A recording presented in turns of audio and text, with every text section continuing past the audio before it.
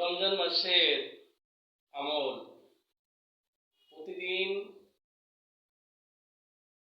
আপনারা জামাতের সাথে নামাজ পড়বেন। ফজরের নামাজ জামাতের সাথে পড়বেন। পড়ার পরে কিছুক্ষণ সময় জিকির আজগার করবেন এবং প্রতিদিন এক পারা করে কোরআন শরীফ তেলাওয়াত করবেন।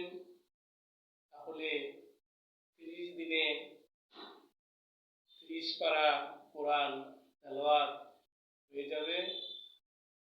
আমরা বেশি বেশি রমজান মাসে কোরআন তেলাওয়াত করব, কারণ এটি রহমতের মাস। আল্লাহ পাক আমাদের উপর রহমত বেশি বেশি নাজিল করবেন। আমরা যেন সেই রহমতটুকু আল্লাহর কাছে নিতে পারি এবং আল্লাহ তাআলাকে বেশি বেশি এই রমজান মাসে রাজি খুশি করতে পারি। আমরা সকলে বলি আমিন।